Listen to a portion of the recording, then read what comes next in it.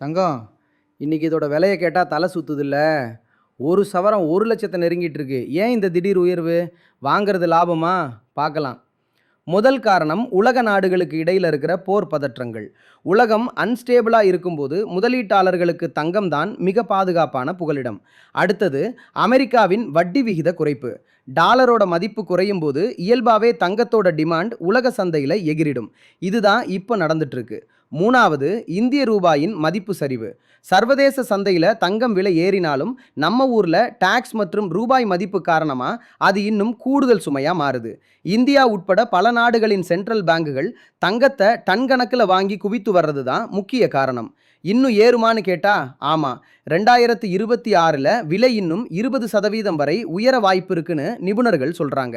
So தங்கம் வாங்குறதுக்கு சரியான நேரம் அப்படின்னு எதுவுமே இல்லை. அதனால தங்கம் வாங்க இது சரியான நேரமான்னு யோசிக்கிறத விட நீண்டகால முதலீடா பார்த்தா தங்கம் எப்போவுமே கெத்து தான். நீங்க இப்போ தங்கம் வாங்க போறீங்களா இல்ல இன்னும் குறையட்டும்னு வெயிட் பண்றீங்களா? கமெண்ட் பண்ணுங்க.